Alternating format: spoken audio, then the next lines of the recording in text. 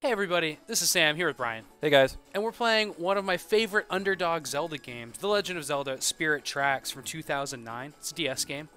It has bunnies you can shoot with a cannon. And trying to catch them and fail miserably. Yeah, this is a game that takes place 100 years after Phantom Hourglass. 100 years. Yeah, which actually means that it takes place like 100 years and 10 minutes after Wind Waker. Oh yeah, because after you beat Wind Waker, you go right into Phantom Hourglass. Yeah, and Phantom Hourglass takes place over supposedly the span of 10 minutes because the characters in that game get warped from their ship and get warped back. Wow. Oh, You missed your stop, buddy. No, I'll go backwards. In this game, 100 years later, people have established themselves from the Great Ocean, and they've built a new society, and there's trains. Mm-hmm. It's the most futuristic Zelda. It has steampunk technology. And I really like that about this. It's not like a I forgot how you get in there. You have to go very carefully. You got to be very, very precise in Yeah. this? Yeah. Pause it. No, you do. No? Yeah. How do you pause it? Yeah, I'm hitting pause. There we go. You just need to go forward a Oh, little. I see. There you go. You just got to be close enough Yeah. to it. There We it haven't is. played this in a little while, Very but long time. we did unlock a bunch of stuff just now. So you're messing around Hyrule Castle town, and there's a castle. There's a Princess Zelda. Of course, in Phantom Hourglass, there's Tetra. She found out she was Princess Zelda, but you don't hear about that much. But in this, you have a straight-up new Link, new Zelda, and they have they're in like an established, thriving Hyrule. And I really like that about this game. It's not in a ruined universe. It's not like in an old, failing kingdom. It's right when they're building up. I think that makes it a pretty unique setting. Something we for a haven't Zelda had game. much in any Zelda game before. Like Yeah. a really good, thriving Zelda game. So you control this game entirely with a stylus. Yep. And you can see the sparkles going around there are actually these stylus that Link is kind of just following. Maybe hop into the train if there's nothing to do in town. Yeah, there's hop really into the nothing to train do in and town. go into the Lost Woods because it's pretty interesting. There's a train puzzle there, and we definitely want to fight stuff. You can't fight stuff in Castletown. No, just walk around and see the sights. So you control stuff through your stylus. You can also pull up your map and mark stuff on the map with your stylus. And when you go into your train, you can just draw out the path you want your train to go. Right, just like so you you could can with kind of the, sit back the and boat. hit stuff with your cannon. So when did you play this game? When do you remember playing it? I remember playing it. Actually, I mean, with most Zelda games, I play it just the moment it comes So out. maybe go to this place right there. It's like a little cave past Beetle. Little cave past Beetle here. Yeah. Let me draw up my map here. Yeah. Forest Sanctuary. Yeah. Yeah, this Good puzzles there. with back in those were the days when I would try and get the games at midnight. Yeah, totally. But I mean, most Nintendo games don't come out at midnight, so you kind of got to wait till like 8 in the morning the next So you day. have a friend that works at GameStop. Oh yeah. So I had a fun experience with this. I wrote the guide for IGN. It was an early guide I wrote, not one of the first because I was freelancing before this. But I was working at IGN, moved to San Francisco in 2009, and I got this game attached to an old school DS with a giant lockbox. That's how they used to give us games. Wow. Like a big Oh yeah. gray DS with a big lockbox. I remember on it. finding that in It our was really heavy. in our storage room. Yeah, Not yeah. too long ago. Just like, whoa, this must be their old Yeah. boxes that And Nintendo Nintendo would sent deliver out. them and take them back. And Yeah. I took it home over the Thanksgiving break to write the guide and play it. And I just remember having to come up with all manner. There's an evil train. You got to turn around. I can't turn around. I'm gonna hit him. I had to come up with all manner of interesting ways to make that thing propped up at the right place so it didn't kill my wrist. 'Cause it was so fun Yeah. to play that early, but it was so heavy. Anyway, you can head back there. I think you can see the trains on the tracks once you're on the tracks. Yeah, you can see them, and then you have to back up and go the opposite direction as them, and find an alternate path around them. Yeah. But The demon trains, man. There's also a demon train boss in the end, which is really funny. I mean, you fight an evil train. How great is that? yeah, So one thing that I really, really remembered not liking in this game is escort missions. Ooh. And occasionally, to solve puzzles, you had to just get a resident of a town in your train. You'd have to take them to another town or another location. And that was fine, but if you went too fast, they get mad. For some people, and if you Yeah, went or too if slow, you- they get yeah. mad. And they give you a little face to show you their opinion of your driving. So it really focused on you being an expert conductor. And of course, in the beginning of the game, you are going to get your conductor's license. It's all very cute and very un-Zelda-like, and I think that's okay. Oh, did you see an enemy train up there? oh yeah. Did you? Yeah, no, they're coming at me right now, so I have to go backwards now. Yeah, I have to change paths. Yep. Otherwise, I'm gonna hit these guys. But yeah, So they did cut out any semblance of great oceans or boats or anything that you can kind of freely explore. And instead, the world is connected by these specific tracks. But it does have a bunch of secret areas you can unlock. and Yeah, a that's bunch one of thing, neat stuff on the map is that you don't see. driving around on the trains doesn't ever get really too, bothersome or boring because you always have a lot of things to do, whether it be with those This is your rabbits chance. or go forward. But yeah, there's just a lot of stuff to do. Oh, nice! Oh, stop! Oh, no, you can go behind I'm him. gonna keep Just shoot going. him. Get rid of these guys. Yeah. And you can in this game you can upgrade your train and get some really cool stuff for it. And I really like that. And there's even some, no, like, he's mad.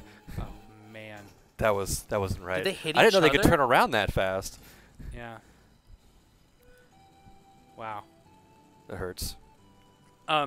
So one other thing that I remember playing this game is that there's a bunch of hidden bunnies in it. Do you remember the bunnies? Yeah, the bunnies, the ones you could Yeah, maybe you should you have kind of gruesomely shoot with your Yeah. cannon. Here's the thing though. Once you shoot them, then you have to catch them. Right. And that's always difficult. And what you do is you catch them with this We'll go a long with way this around this net. time because Yeah. they're pretty heavy you're on that really area. getting harassed by those guys. Yeah, they're hurting me. So I'm gonna try and go around them this time, the long way around. And you have to clean up these bunnies in these giant areas of bunnies can appear behind rocks, and they're just honestly they're really hard to find.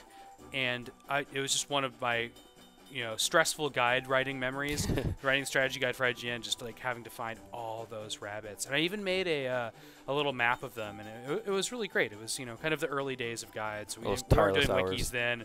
Nobody else could lend a hand. We had the game early. Right. It was Less community involved, but big epic guide. You know what's cool about this game is that you play alongside Princess Zelda. She like helps you. yeah, she's there. She's like a ghost controller. Zelda the whole time there. Yeah, she like astral projects herself when you're in these. You return to this one temple a whole lot, and you go down deeper and deeper into it. And she can actually be controlled, and yeah, she just helps you out. She's not a wimp. Right. Just like Tetra. I think that's cool. Zelda games need that. Where are you on the map right now? Where you get less. You see the map, real map. You see on the top screen there. Actually, doesn't really show you much. There's so many maps. But I'm still not close enough to the forest sanctuary. Oh, really? Just because Can you get off anywhere these guys are harassing. I do So want to fight some stuff or something if we can. You can see one of those cool warp zones over there. So Yeah. did you ever beat Spirit Tracks? I did. Do you remember the giant train? The giant finale? evil train boss that Yeah, you had you to like beat at the end switch there. tracks and you're Yeah, like that was an flying intense fight. out. It's actually kind of hard, I remember. Oh, you can Yeah. stop here. What do we got? Can we stop here? What is this? Squeak! Let's go backwards here. No bully trains. No bullet trains hurting. Yeah. I think the actual horn up there you have to use when you're escorting people too. They like Because they judge you when you're riding. If you do that, they get excited yeah. when you pull the horn. Yeah. Oh, you're in They Whittleton. forget about it. It's a Whittle themed town. It's See, I think that the cell shaded style from Wind Waker really works well on the DS. I think it does looks because nice. it's just a beautiful thing. It's like it looks good no matter what platform it's on, Mhm.